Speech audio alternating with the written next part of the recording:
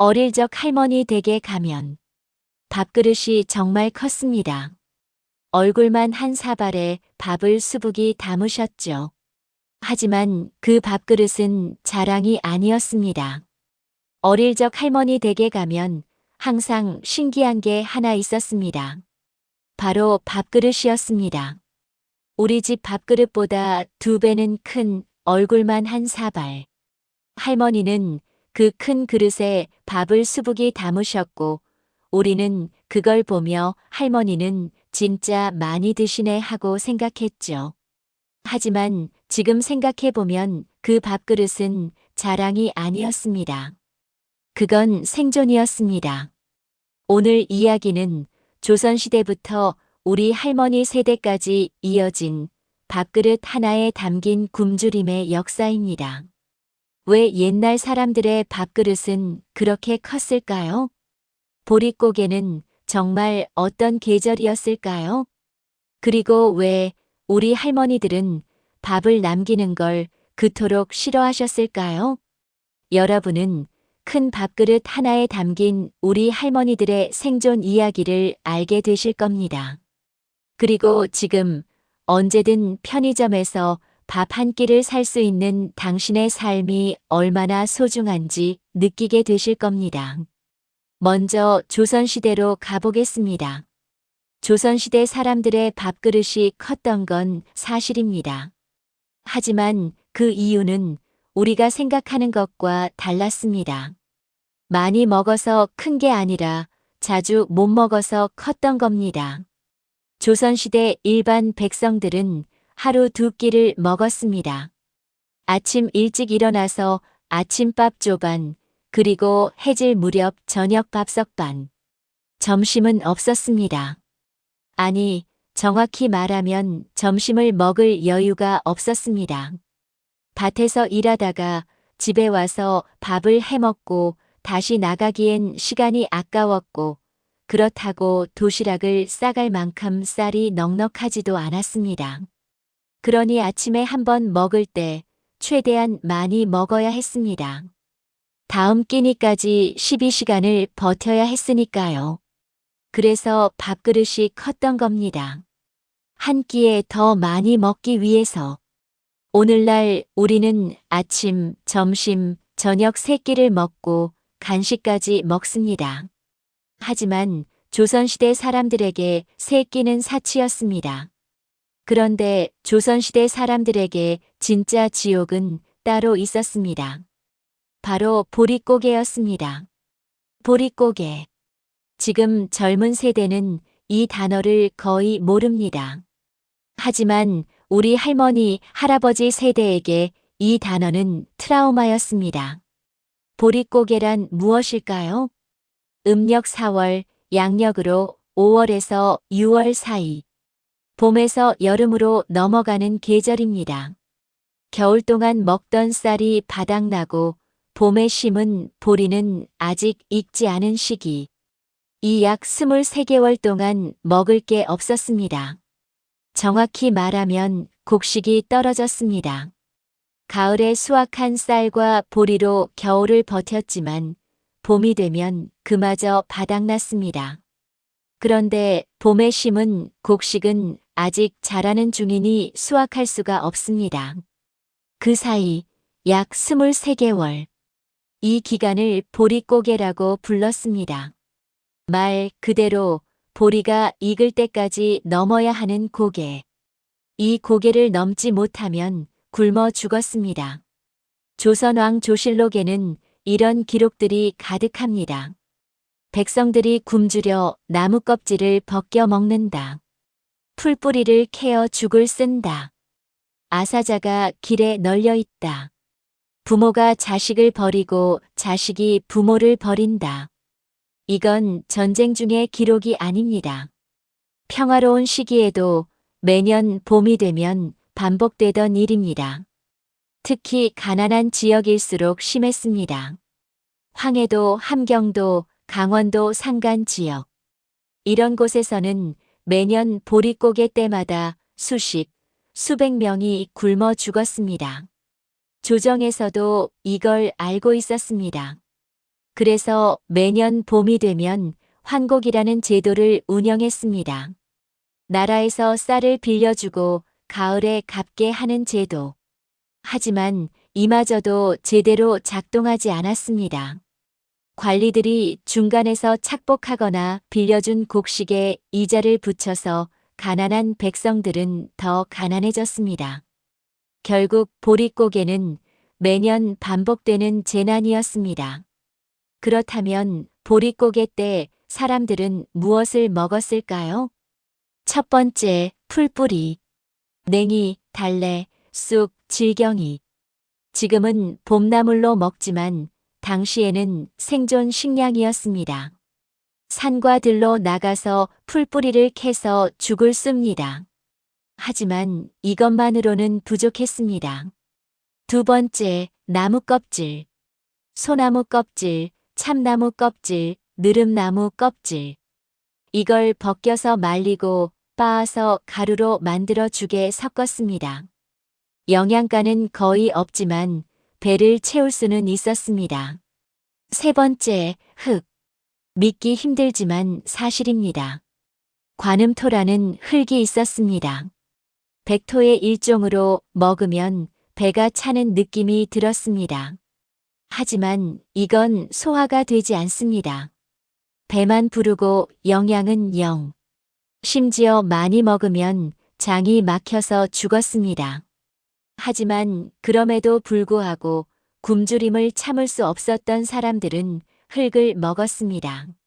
하지만 여기서 놀라운 점이 있습니다.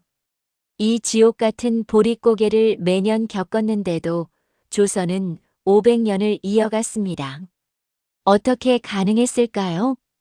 여기에는 우리 조상들의 놀라운 생존 지혜가 숨어 있었습니다. 첫 번째, 보리. 보리는 쌀보다 빨리 자랍니다. 쌀은 5월에 심어서 10월에 수확하지만 보리는 11월에 심어서 6월에 수확합니다. 그래서 쌀이 떨어진 봄에 보리를 수확해서 먹을 수 있었습니다. 보릿고개라는 이름이 붙은 이유도 여기 있습니다. 보리만 나오면 산다. 두 번째, 감자와 고구마. 조선 후기에 들어온 이 작물들은 백성들의 생명줄이 되었습니다. 척박한 땅에서도 잘 자라고 수확량도 많았습니다. 특히 강원도나 제주도 같은 곳에서는 감자 덕분에 보릿고개를 견딜 수 있었습니다. 세 번째, 저장 기술. 간장, 된장, 고추장. 이 장류들은 단순한 양념이 아니었습니다. 1년 내내 단백질을 공급해주는 생존 식량이었습니다. 가을에 메주를 쓰고 겨울에 장을 담가서 1년 동안 먹었습니다. 이 장만 있으면 밥만 있어도 살 수 있었습니다. 하지만 조선이 끝나고 상황은 더 나빠졌습니다. 일제강점기. 일본은 조선을 쌀 창고로 만들었습니다. 산미 증식 계획. 쌀 생산량을 늘려서 일본으로 가져가는 정책. 1920년대부터 1940년대까지 조선에서 생산된 쌀의 절반 이상이 일본으로 넘어갔습니다. 그 결과 조선 사람들은 자기가 키운 쌀을 먹지 못했습니다. 대신 만주에서 들여온 싼 잡곡을 먹어야 했습니다. 보릿고개는 더 심해졌습니다. 그리고 1950년 한국전쟁. 3년간의 전쟁으로 농토는 황폐해지고 사람들은 산으로 피난을 가야 했습니다. 밥은커녕 풀뿌리조차 구하기 힘들었습니다. 미군이 주는 구호 식량으로 연명했습니다. 옥수수 가루, 밀가루. 지금은 흔한 재료지만 당시에는 생명줄이었습니다. 전쟁이 끝난 후 1950년대, 1960년대에도 보릿고개는 계속되었습니다. 우리 할머니, 할아버지 세대가 바로 이 시기를 겪으신 분들입니다. 이제 처음 이야기로 돌아가 봅시다. 왜 할머니의 밥그릇은 그렇게 컸을까요? 그건 할머니가 욕심이 많아서가 아닙니다. 할머니는 굶어본 적이 있으니까요. 1950년대, 1960년대 보릿고개를 몸으로 겪으신 세대. 하루 한 끼를 먹을까 말까 하던 시절. 풀뿌리와 나무 껍질로 연명하던 시절.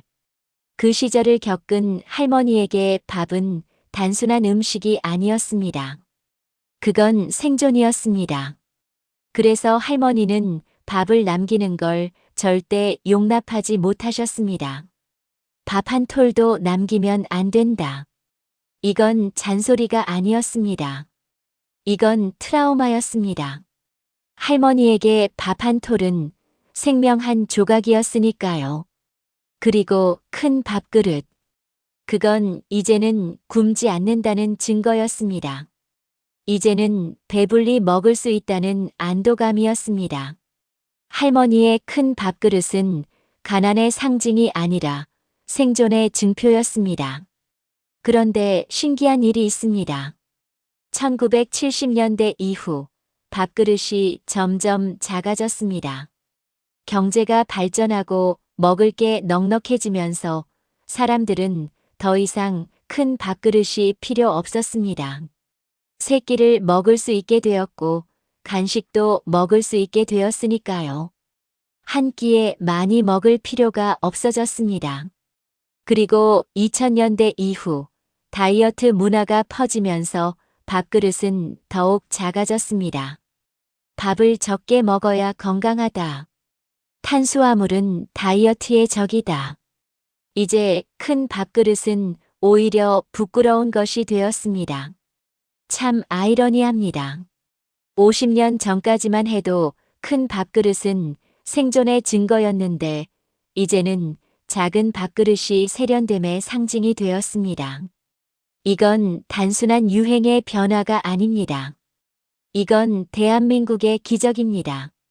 전쟁의 폐허에서 보릿고개의 지옥에서 세계 10위권 경제 대국으로 올라선 기적. 그 기적을 밥그릇 크기가 말해주고 있습니다. 오늘 이야기는 여기까지입니다.